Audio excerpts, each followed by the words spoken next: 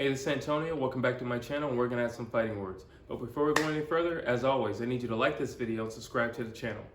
So I'm just going to jump right into this one. I know everybody saw the press conference with the trilogy with Tyson Fury versus Deontay Wilder. There were some interesting things to notice. I'm jumping right into this one. So the first thing I noticed off the bat is body language. You guys know how I am with body language. Deontay Wilder looks like he's just the most relaxed guy. He looked like he was sitting on a beach.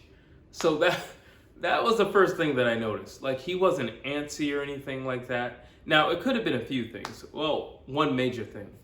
I think because of the time lapse in between, from the last fight to now, and us having like 3 days before the fight, I think it could just be like, we're finally here. So, enough said, enough accusations, enough said, enough speculation, enough of taking sides, enough of, lawyers and commissions, enough of all this stuff. I'm finally going to get my hands on you.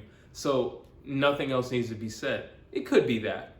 But it could also be, I've been training my butt off. I'm cool, calm, and collected. It could also be that. I believe it's a little bit of both.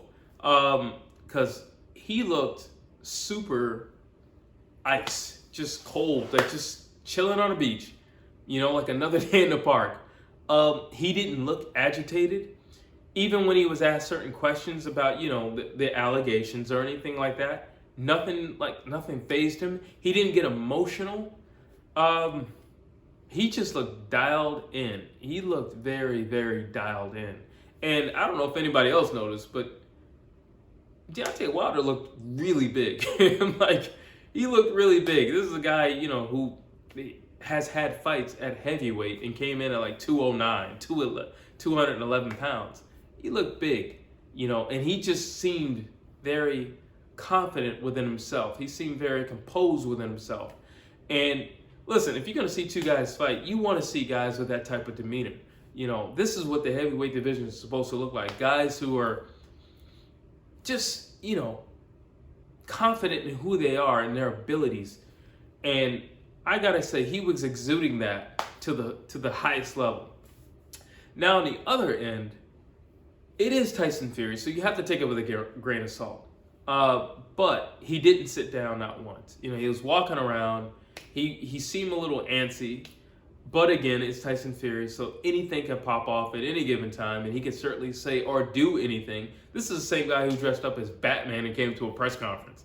So anything could happen. So you can't take or put too much into the fact that he was standing up. But he was not as composed as Deontay Wilder. That was clear. He wasn't. He was not composed at all. He was constantly moving around. He was constantly looking back at his brother and, just physically, I'm not saying he looks scared. I don't believe anybody, especially any prize fighter, is afraid. At this level in the game, you're not afraid. If you have a belt, there definitely isn't any way you're afraid of another guy. Unless you're fighting like Adonis Stevenson. That guy could probably take a life in the ring. But outside of that, I don't think he's afraid. I just think he definitely didn't look as composed as he normally does. He spoke as he normally does speak, but his body language was different. All right, where do I begin? I think the first thing that I'll say is Tyson trying to bring up all these allegations and, but again, Deontay Wilder just kind of buzzed it off. Like, listen, it doesn't really matter. And then when he was asked, Deontay Wilder, do you still believe that? He said, absolutely. He said, I have confirmation. Absolutely. He didn't fall back on anything that was said. He didn't break down, or he didn't give anything that would suggest maybe I put my foot in my mouth. He seemed more confident today than he did prior, which again would only build up his confidence. You got to think, let's just put this in context. If you feel like if there was foul play and then someone beat you, and then you're going to face that person again, you wouldn't be nervous. You wouldn't be scared. You wouldn't be intimidated by that other person. Because, one, they didn't win fairly. And then two, they won with help.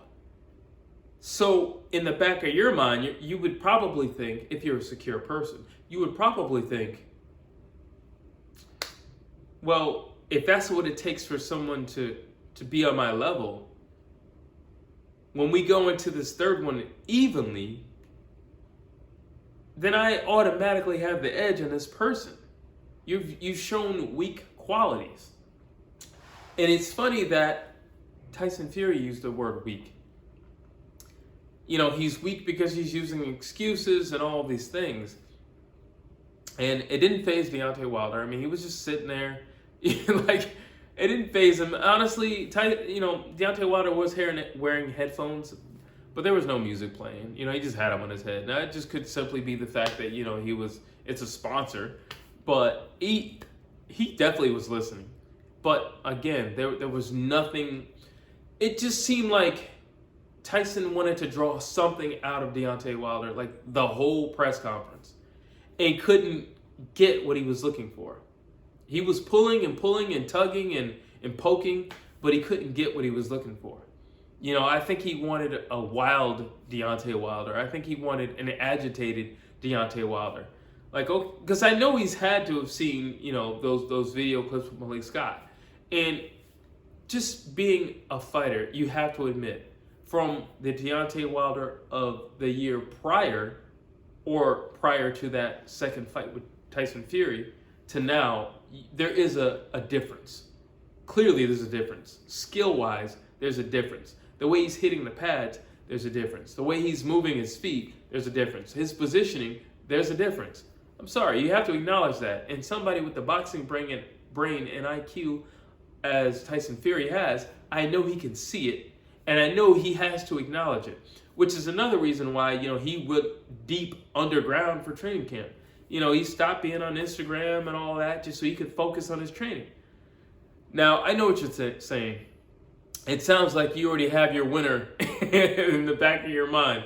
It's not that I'm saying that. I'm just saying if you look at the body language, there's a lot to be gained from that. And you can look at previous fights with previous fighters, and you can, body language does tell a lot. It just depends on the fighter. So that's why I'm saying you can't take a whole lot of things from Tyson Fury, other than the fact that he was the one bringing up a lot of the controversy. It wasn't Deontay Wilder. It was Tyson Fury. He was bringing it up. And then when the lady, addressing them with the questions, when she would bring it up to Deontay Wilder, he would give about as simple an answer as he could give, and then we would just simply move forward. And she even mentioned legacy. And he had a beautiful answer. He was just like, well, no, your legacy dies when the man dies. If he has no passion, then there goes his legacy. But if he's still alive and he's full of passion, then his legacy will live on. And he also mentioned, listen, I have 10 title defenses. You don't have that. Either way, I'm going to go down in history because I have that alone. Not to mention, I'm already going to go down in history as one of the most dangerous punchers to ever, step in the ring. Either way, I'm going to go down in history. So it really doesn't matter, But he just seemed secure in every aspect that he was addressed in, whether it be in the ring, whether it be out the ring. As he said, listen, I have more than enough money. I don't need this anymore. I don't need this. My family unit is secure. I don't need outside people. I don't need any of those things. I'm secure within myself. And when you have a person who's secure within themselves, that's almost like armor that's, undeniable. You know what I mean? Like, you're just not going to burst through that. However, I would definitely say the back and forth was pretty good. It was pretty good, and I don't foresee anybody not being pumped up for this fight. Nobody, just from what you saw. And it's funny because Tyson Fury said, listen, I just want to beat him. Like, it's not personal with me. Deontay Wilder was talking about vengeance and retribution. He's like, I just want to beat the guy and then move on with my life. Well, you can say that, but again, if it weren't for this guy, you would have just fought Anthony Joshua. for a whole lot of money. You know what I'm saying? So you could say that. You got pulled back into something that you thought you were done with. And then a lot of slander came on your name. So I fail to believe you didn't feel somewhat slighted or, your integrity being questioned. But it was a good press conference. It was a really good press conference. I think someone like a Tyson Fury needs somebody to tick him off, to bring the best out of him. And I believe this fight is going to have everything. Listen, this fight has more than enough drama surrounding it. If the fight is 50% as good as the stuff surrounding it, I think you and I as the consumers are really in for a treat. I still don't know who I have as the winner. Gonna be honest. I did make a video talking about, the pros and the cons and everybody, both combatants and what they've learned and what they're bringing into the fight. But you just never know. Honestly, you just never know. This is a trilogy. You really don't know. And you talking about these big guys as well. When these guys start exceeding 250, pretty much anything they hit, they're going to destroy it. So, again, you just don't know. And it's boxing. It only takes one punch. Like, literally, it only takes one punch and it changes everything. So you really just don't know. I just know there's going to be a lot of fireworks. I was really impressed with this press conference, and I felt like it told me what I needed to know. What I needed to know. I was really happy also that Tyson Fury he didn't look as big as some of the Instagram posts that he had showed. He looked a little leaner. There was another thing that I noticed.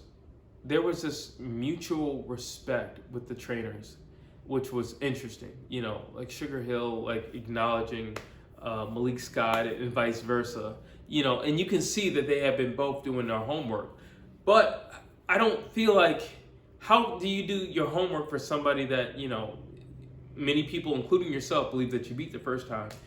And the second time, you kind of just ran through.